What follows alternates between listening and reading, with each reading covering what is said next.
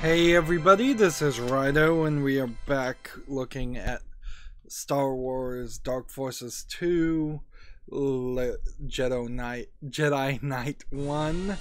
I'm gonna try and talk over the now no longer MIDI music compared to Dark Forces 1, which I just played and looked at. I can kind of see a reason why the Jedi Knight series dropped the Dark Forces name for Jedi Knight instead. It's a more positive series name, and they do some major differences here in this first cutscene that implies to me that there's been actually quite a lot of improvement for what really wasn't a lot of time. I believe this game came out in 97, so if the first game came out in 93, that would be 4 years. That seems about right for an average sequel. If the last game came out in 95, then it would have only been 2 years. I guess I should have looked at what time it came out. What we'll see in this cutscene that happens here is, first of all, the resolution is way higher. The audio is way better. There's real CG going in here. I imagine Dark Forces 1 was an experiment that succeeded probably a lot better than they suspected it would, as basically just a Doom clone that wasn't, at least for that first level that I spotlighted and looked at, not even as good as Doom, but it was probably good enough. But here we have full live action footage with some bits here you'll notice are actually animated characters. Now this does look horrible by modern standards. It looks like a bunch of cosplayers trying to make a fan film, and in fact at this point in 2019 this wouldn't even fall in line with quality of fan films. But these look like real actors. I kind of recognize them. These look like characters that are that have some link to the Star Wars universe as it was during the time. And of course this is LucasArts that's making the game, so it's the same company. It's the same George Lucas company that it was making Star Wars. It's just a matter of budget and time. So you have the actual lightsaber effect being rotoscoped. Now that's CGI, that character. And that probably wasn't CGI, but certainly that was. Or, I mean, that could have actually not been CGI. And here we see a Sith, one assumes, using a force that doesn't make a lot of sense. It doesn't get used ever again. That probably is why there was such a blanket removal of so many things being in canon. Particularly the games, I think, were not really considered in canon way earlier than even the book series and the extended universe. This, on Steam, I will mention, the game installs itself every single time you try to run it just by clicking the play button on Steam. So there's some weirdness there. This, I assume, is maybe still running through an emulator, but I'm not 100% sure. I didn't see a DOSBox emulator running through it, so this might just be straight up a very old Windows 95, Windows 98 style 32-bit program. You cannot remove the default player. All this creates is you can type in your name and choose easy, medium, and hard. This interface is a little wonky too, because you have to kind of click OK a lot more often than you normally would. Once you type in your name and choose the difficulty, this is the default main menu, and it has an actual setup. And when you click on general, it brings up the general options, but then you have to click OK because you can't just click on gameplay and move on. So each one of these sections here is separated. But take a look at this CGI here. This is still definitely an old game, but this is pretty enough, and it's got the black bars on the side. It's a 4:3 ratio, I'm sure. I clicked enable full subtitles on cutscenes as something, and then you have to click OK or cancel since it's different. And then you have a lot more options here. Little tweaks, quality of life, enable aiming crosshairs, enable lightsaber auto cameras. I don't know if in Dark Forces 1 there is a point where you get a lightsaber, or how that really would play. Does that act just kind of like a fist where you swing a sword and kill things? We can take just by default notes here that the resolutions certainly don't go up to 1080p, but you're getting, you know, 1366 by 768 at 8 billion. What does 8 BBP stand for? I would assume that's the color depth on it, but it doesn't seem like that changes on even the lowest resolution of 640 by 480. Yeah, I imagine it's 8-bit color palette, but this really doesn't look like an 8-bit color palette. But it might be. 3D acceleration's not enabled. I don't think it would probably change a modern issue to turn it on or turn it off. I'll just leave it on. And frankly, I think you'd probably just want to leave this as much as possible. We can see if we can turn the view size to max and see what that does. Sound wise, you've got your default number of channels. There's really no reason why you wouldn't be able to turn that up. Oh man, that got really loud. And see, this game, because it reinstalls every time, gets really, really loud. So let's just turn this down. By default, most programs on my computer have to be turned down to like 10%. So, and then on controls, you get a sub menu where you can remap keyboards and controls, and it actually tells you what these controls work. So compared to Dark Forces 1, there's a big amount of difference here to use. Just, yeah, nothing really bad. And if we want to use the joystick, let's see. Joystick access 1, turn left, right. Let's see. Joy hat 1, left, right. Doesn't seem like there's anything here that probably needs to be remapped. Press the buttons on the controller to identify buttons and accesses, then press escape. This will be an interesting experiment.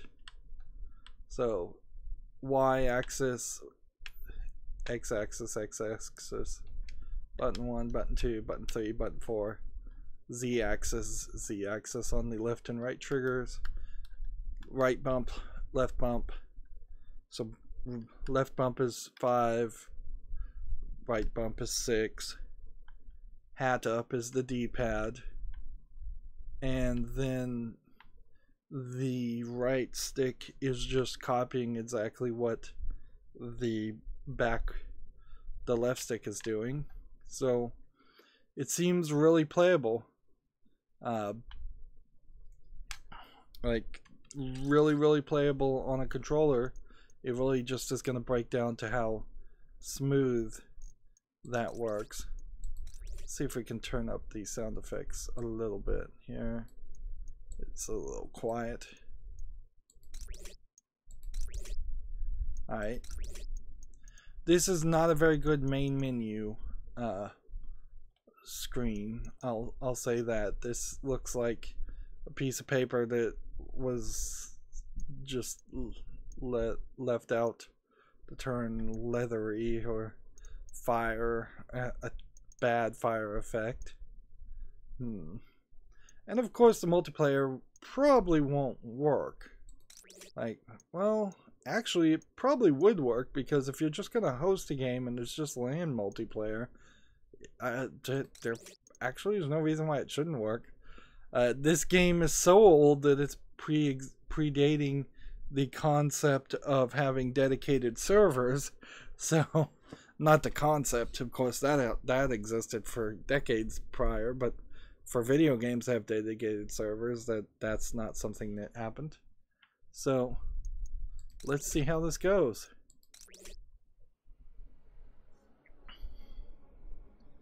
Like, I can already see major improvements. And this is quiet now. Like, it's definitely a mistake to have the audio change in amount when you just want to change the quality. So this looks a lot like one of the cities in the prequel movies. But I seriously doubt this came out during that point. Remember, son, when you're at the academy, how very proud I am of you. What a fine young man you've become. So, I have no idea about the story. I don't know if we're playing as the same character from the first game, or if the character from the first game has been eliminated. He has some more CG. This would have been impressive. It's impressive in its technology, but it's not interesting. Dark Jedi. So this may have come out before even the idea of a Sith happened. Unless they're making an argument that there's a difference between the Sith and the Dark Jedi. I suppose you could be a Dark Jedi and not follow the teachings of the Sith. This does not look good, though, in any way. This looks like you're watching a mid-90s, early 90s, or even I guess early millennium cartoon.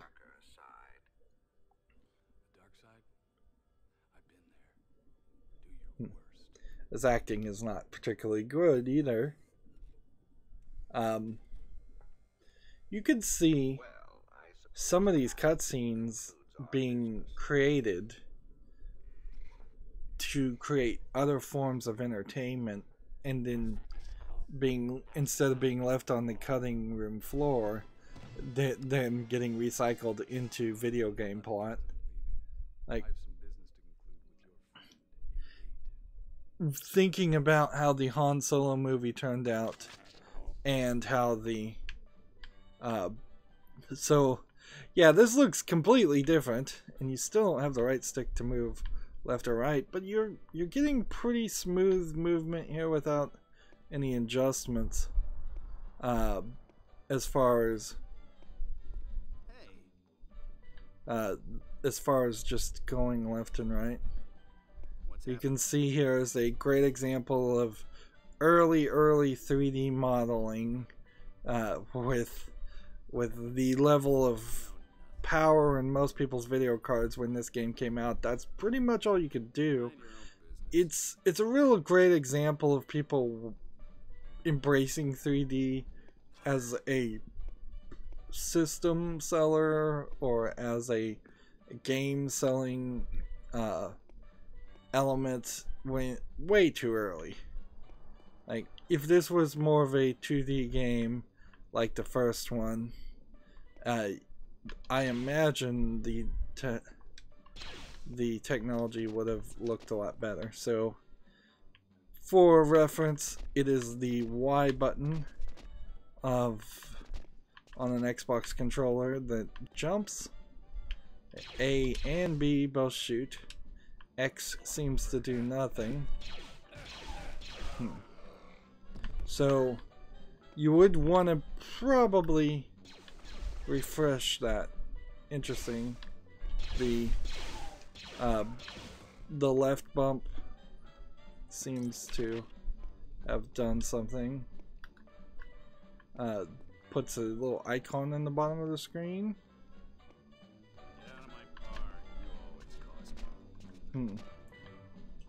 There's these drinks on the counter that look like they'd be collectible, but they aren't.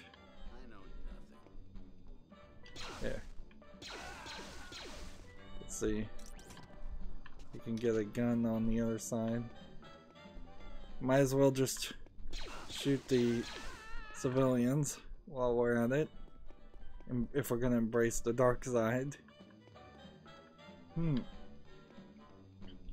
This again still kind of runs up into the same feeling as the first game, though. This is more along the lines of I would say interesting that broke. That's kind of cool.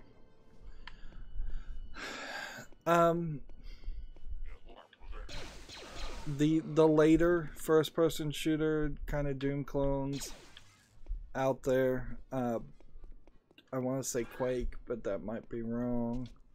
There's something certainly more here, and there'd be a lot of years between like Half-Life 1 and this, but not a lot really changed. The number of polygons currently are so low that even if you double the polygons on most games, it's still gonna look pretty bad.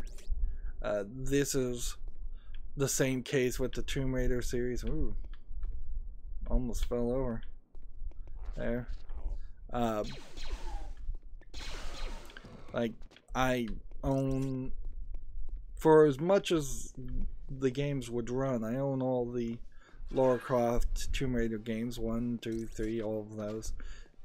But honestly, they look really, really bad.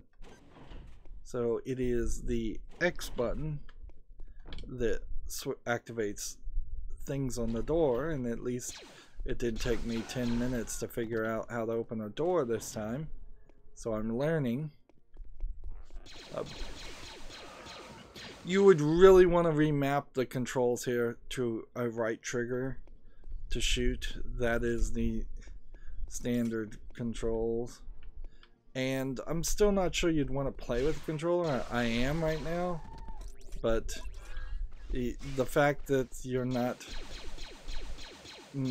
able to look up or down, and they're still introducing that verticality with just auto aim, is weird. So, like, if I'm to use a mouse and keyboard in comparison, I can look all the way up and down, but field lights on with the back button on a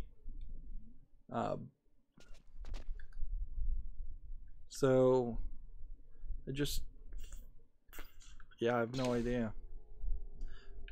There really is nothing mapped on any of the controls of the controller. So at this point, I'll put the controller away, and let's play this the right way with WASD, and we'll see how that works. It's way too sensitive, and it's not. I have just a standard mouse. This is really, really sensitive.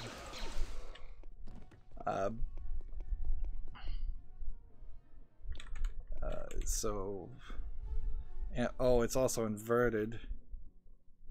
Yeah, I'm pulling back to look up. I'm pushing forward to look down. This is not what I expect from a mouse control either.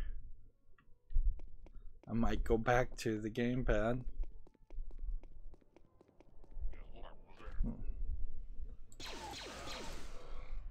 I guess the question would be, can I be staring at the very top of the elevator and oops, don't know what, just crushed myself in the elevator. Press the fire to restart the level. Alright, wanna come out here and go to controls, mouse, sensitivity all the way down, the Y reverse directions, there we go, click that. X sensitivity all the way down, different sensitivities, interesting for both. Alright, let's see, return the game. That is a lot better. Let's run through this section now. So yes, you can pretty much still have pretty much can just have the whole entirety of the and it's right click to jump. Interesting.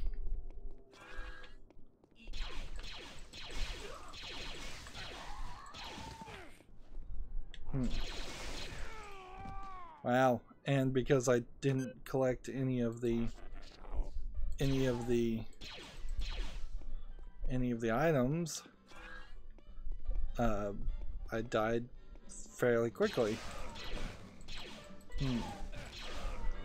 Like, I don't know how fair of a complaint that really is to make, to say that I ran through that first section and that's the game's fault.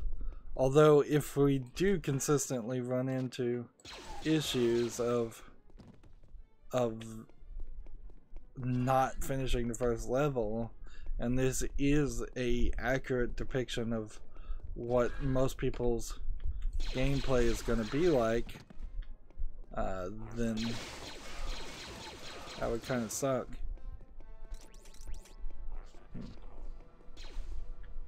Let's see, is there?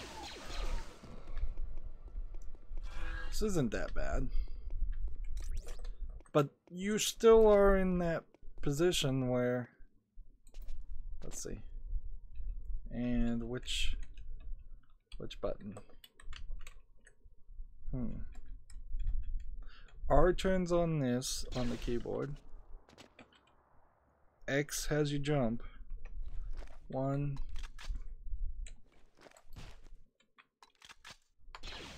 Middle mouse button doesn't do anything. Rolling the mouse wheel up doesn't do anything. F, B, C. Tab brings up the controls. This. It was like Q before.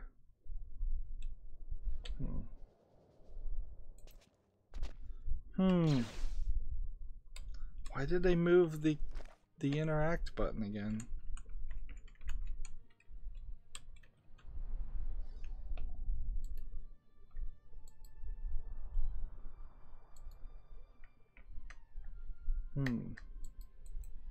YBN3 command apparently is, I'm typing in things, command not recognized. So apparently something lets you start typing in commands once you start going on the other side of the keyboard.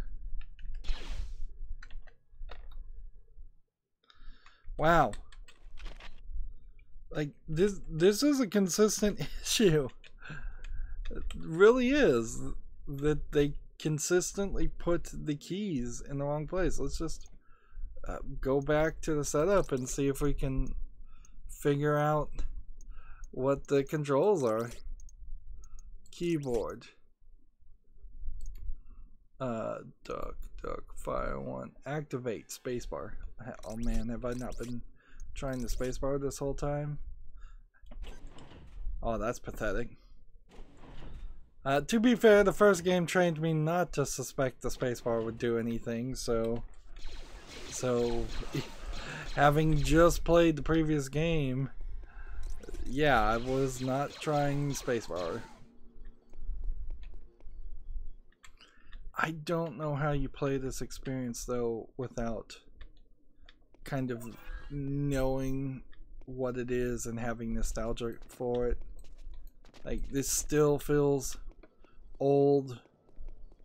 This feels like maybe a Duke Nukem 3D clone, but this is even a little bit better than that.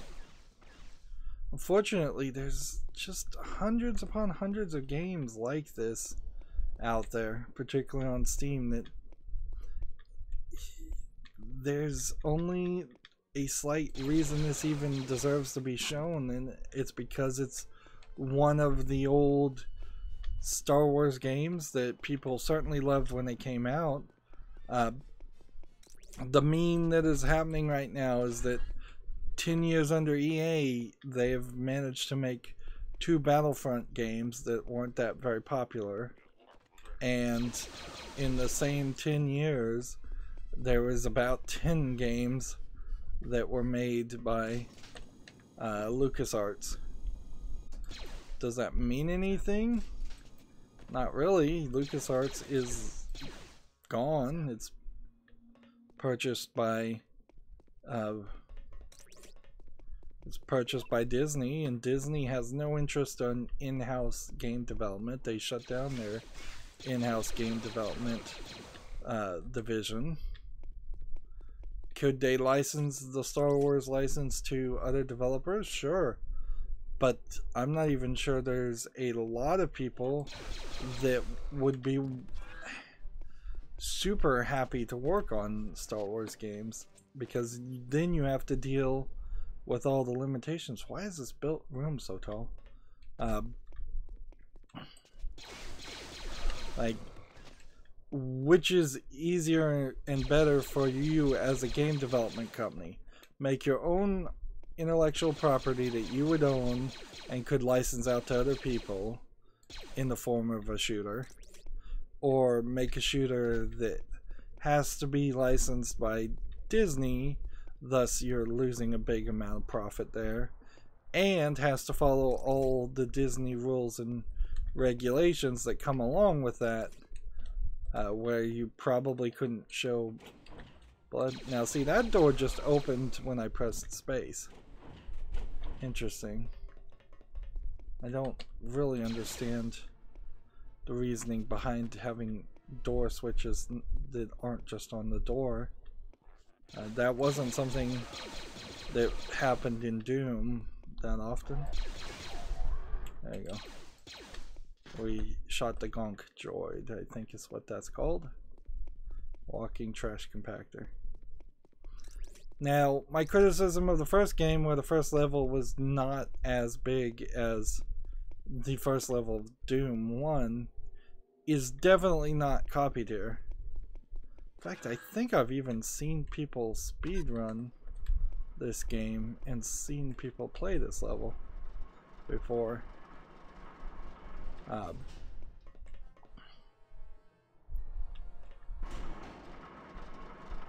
Like, so there's something to be said for I guess there's some popularity for this, or maybe even a reason to play this if you or wanted to join that speedrunning. Is this safe? Is this just a differently lit room? Or is this hurting me? There's a... Let's see. So you don't have to shoot the lady? I mean, it'd be kind of sexist of me not to. I've been shooting what I assume are men the whole time. Let's... Yep, they die. They're not immune. I've been shooting aliens and robots. Of course, I suppose I could have been shooting at any group of people. Shooting at just the people that are shooting at me. This is definitely playable. Unfortunately, I just have too many games to make that justification. Like, it really doesn't make sense as somebody who's not really a Star Wars fan for me to try and play this entire game. I seriously doubt the quality of this game is going to get any higher. I'm totally out of bullets. And I'm playing on easy. Okay. It does a left, then it does a right. Left, right. Or does it just kind of jitter so it looks like both fists move forward? Left. No, it does do a left and a right. I'm doomed. This is difficult. Like, there's a real challenge here.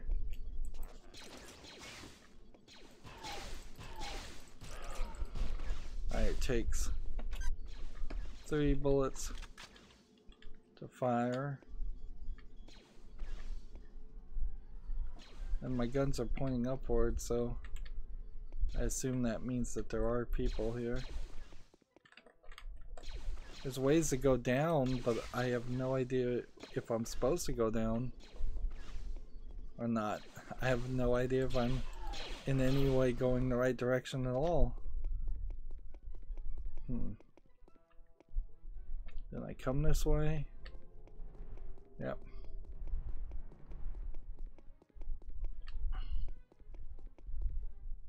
Does this do anything?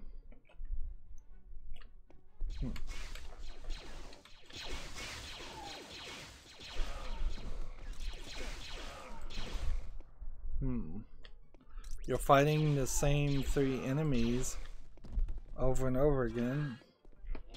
That doesn't feel like that's gonna change very much. Maybe there's 9 enemies in the entire game.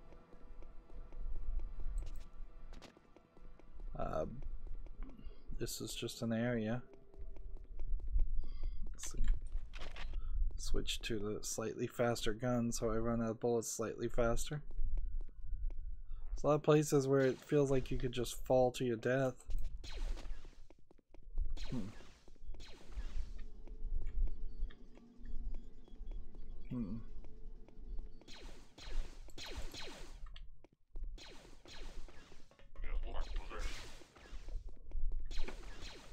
I'm just gonna fall down here and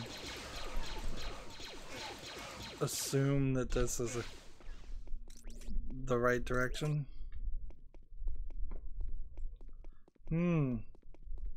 I may not actually be able to figure out where to go. I suppose eventually I'll kill everything in the entire level. I suppose that's a possibility.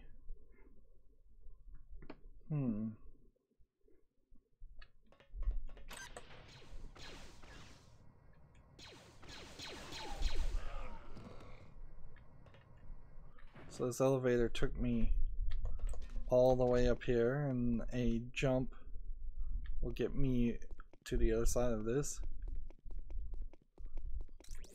I assume I'm kind of just in general jumping.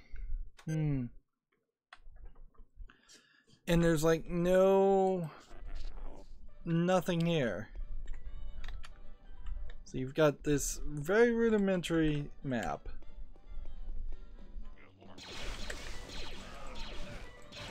And you've got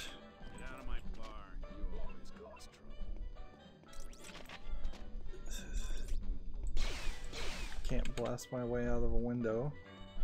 So you've got this rudimentary map that's not really going to help you once you start getting into the verticality of the situation.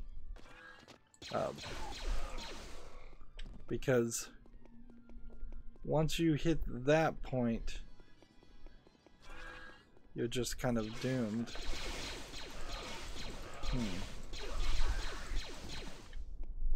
Yeah, and there's a whole section up there that you can't reach. So if that is where you're supposed to go, there's no way that I can see to get there. And if I just jump down here, you will just fall to your death. And it didn't even ask me to reset that time, it just straight on did.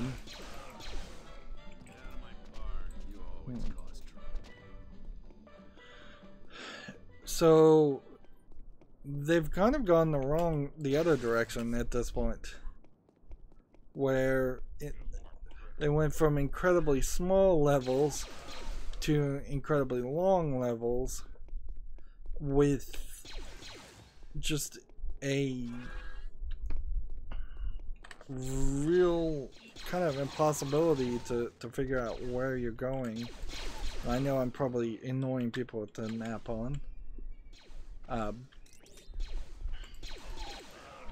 So I suspected that the first game was only going to have maybe 9 levels in it, somewhere between what might have been a 6 to 15 hour or even less area a game. I suspect the time is still the same, that this game is probably as long as the previous game, but the number of levels I suspect has been reduced severely, unless they're pulling some major copy and paste jobs in this to make it a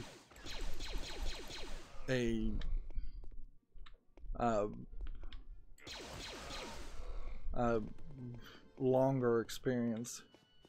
Because this map is, while impressively long, it is also idiotically long.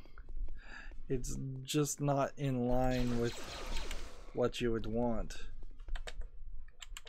So you do something like that, then you get some energy cells, and then you jump out before it squashes you to death. Then you jump back up. Yeah, I am not sure I can find where to go. And it's odd that they have this split here between people you need to shoot and people you don't need to shoot.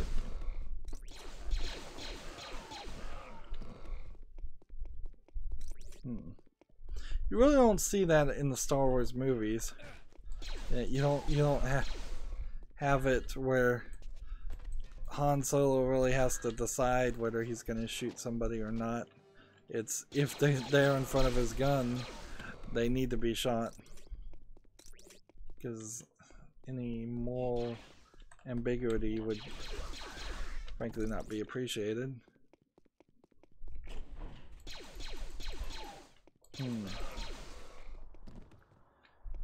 I can't see myself playing this though.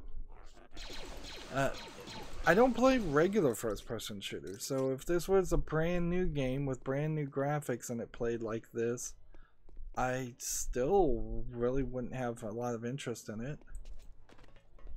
The jump that you can make in this is kind of oddly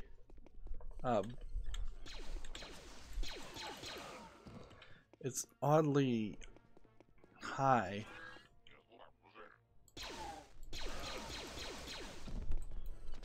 Like this, you looking at your eye level, this box is as tall as you are. There's no way you should be able to jump up that high.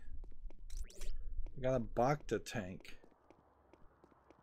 which I have no idea what a Bacta tank is for. There's another droid. And then there's a couple cranes.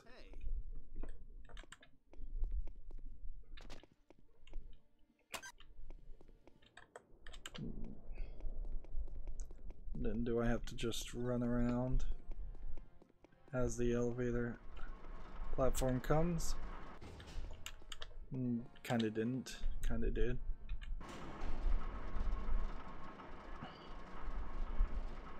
So I was in the right place. And then we were going up here. There's kind of a secret area over there, but I don't think that's where we were supposed to go.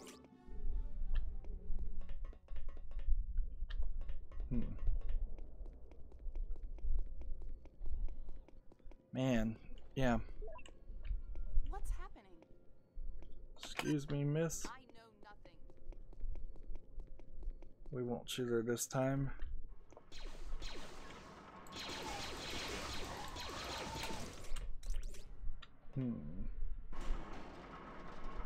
Yeah, this is just way too long, way too demanding. They should have. It's still missing some basic things that you would want in a modern first-person shooter. Things like, oh, checkpoints or directionality. Looking at the map here, like once we change that level, everything's a little different.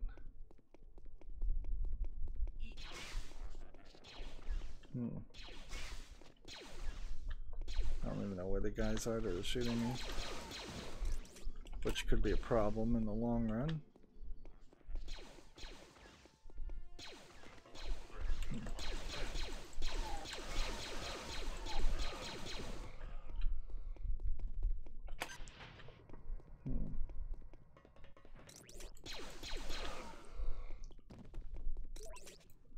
Yeah, you're constantly trying to have to get health. Well, that's, I think, actually the first time I've gotten actual health. But you're constantly trying to get bullets, you're constantly trying to get shields. I suppose that's not a big deal, though. That's pretty typical of a first-person shooter game. So, that's really not something to complain about. There's quite a bit of variety in elevators. I feel like was really close to the end.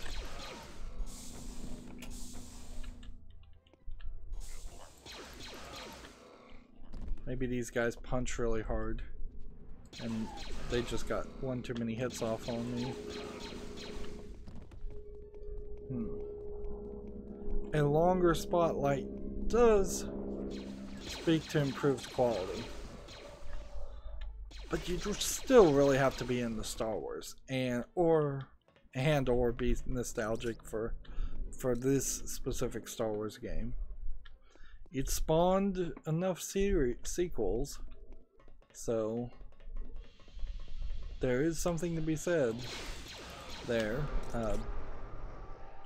But in 2019, would it make sense to make a continuation of this series or reboot this series? Is first-person shooting really the direction you should go with the Star Wars series? I kind of don't think it is. Like, as somebody who's played all the Lego Star Wars games, and that's my basis of reference, really, more than anything else, the parts where you had to shoot a zapper or a gun were definitely not the interesting parts. Well, the interesting parts were the lightsaber parts, the force power parts. I cannot believe we're still working on this level. This is so long. The placement of enemies is not terrible. Seems pretty well thought out. Yeah, this really is just kind of falling into the level of generically good with not really any super bad quality to complain about, so at that point it gets kind of repetitive and you don't have anything to say as a critic. How do I get up there?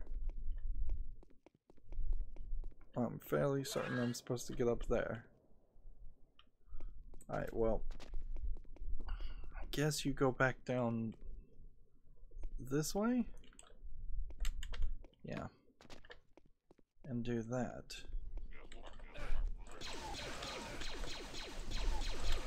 You have no menu here.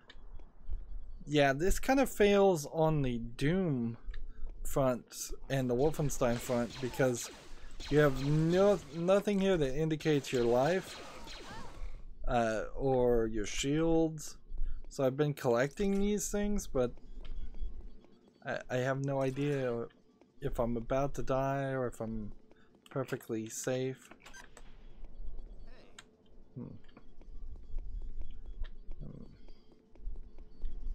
Let's see, am I dropping down that way?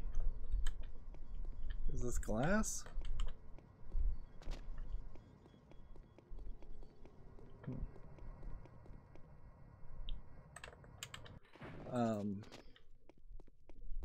That made a platform.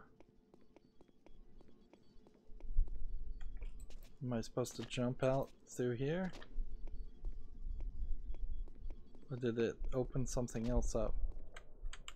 Because this is closed off and we fell down here to get up to that point. Man, this is super, super long. Feels like it could have easily been 2 missions. What's happening? I hit the thing. I know nothing. Mind your own business. Alright. Get out of the way, Leave me alone. or I'm gonna have to shoot you. Leave me alone. That retracts that part. Can I...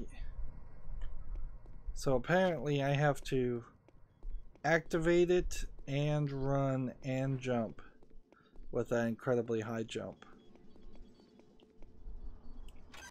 Leave me alone. Get out of the way. It's like they put it specifically there just to be in the wrong area.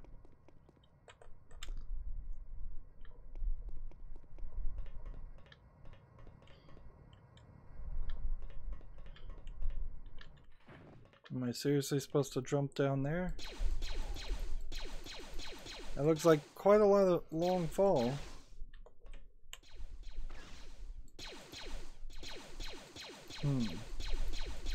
There's a lot more actual verticality being used in this, though.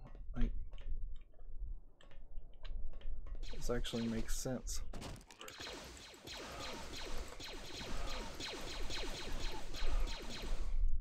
Anybody else want to shoot me? Did I take any damage in that fall at all? Or am I fine? You're running around a lot trying to get people to attack you. This is an interesting depiction of supplies being shipped.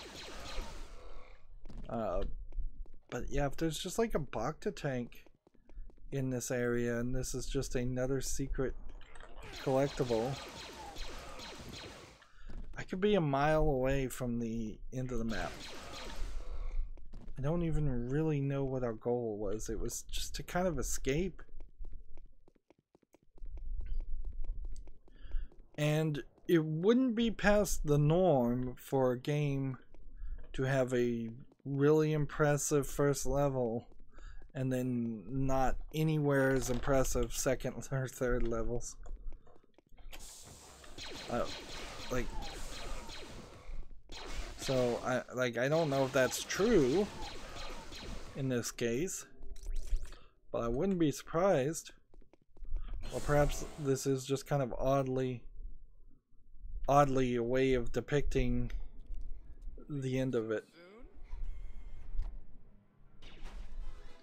When it goes to cutscenes, it also seems to animate the taskbar for a second. I don't know why it would do that, but the little start menu taskbar seems to pop up for a frame, which is annoying, certainly. But yeah, this game feels at least 3 or 4 times more playable than the first one. If I had interest in it, I would. Like, but honestly, you might be better just watching the cutscenes, or you might be better not watching the cutscenes and just playing the game, or you might be better skipping the whole thing. In the end, you kind of know that this stuff is not going to be canon anymore. It's not going to really matter. They're not going to make episode 9 and it's going to make some deep, impactful reference to this stuff. But if you have nostalgia, this is definitely way more playable than anything else. Now, if I click quit, does it quit to the main menu, or does it quit to the next level? I imagine it just would. It might quit to the whole thing. And that brings up another important topic to mention as I hit start here. Oh, I guess there was a map. This map is pretty useless. That's a weird map, but actually kind of groundbreaking. Jedi powers. I guess we'd eventually unlock these at some point. I'm uninitiated, so I guess at some point you would have become a Jedi. So I assume Dark Forces, the first game, that character, if he is the same character as in this game or not, probably never got Jedi powers, or you played as a different character. That's typically how it's done these days, at least, is that you have people who are highly trained, or maybe not highly trained, but highly lucky and skilled rebel fighters who use blasters, and then you have the highly trained, or at least highly skilled Jedi that use lightsabers, and the two are kept very separate. I'm not really, can't think of any instances where somebody was a stormtrooper or a soldier in any way and then realized that they were Jedi. But yeah, I wanted to mention there's a good chance, a very good chance here, I'd say 50-50, if the game is reinstalling itself every time I launch it, there's a good chance that the save file won't save. That being said, my profile did save, so I would say there's also a good chance that the save file will save. So you might have to play this game in one run. And this is one of those games that is running in a form of compatibility mode of some sort, where Windows lowers its resolution to something Windows 10, the modern version of Windows, does not allow. So you can't really open a different tab or do anything else while this is running, because you'll have a 4:3 tiny resolution Windows desktop to work on. That's going to be it for the spotlight. I can't see myself wanting to play this series. The only thing that would really sell me is, as we go through these, if the very last one is really, really good, maybe I'd then play the very last one, that being said, I can't see that being the case. I really can't. Even if it looked like Battlefront 2 and then just had a lot better story and a lot more cutscenes, I'm still not sure I'd be interested. Well, that's going to be it for this spotlight. As always, I ask you to like, share, subscribe, comment, and watch every second of my videos because that helps me with YouTube. When you subscribe, please click the notification bell. If you want a friend or follow me on any other social media sites, there's a bunch of links down below in the description box. And if you want to support me even further, there's a link to Patreon, or you can friend me on Steam and gift me a game off my wish list. Thank you for watching. Have a good evening.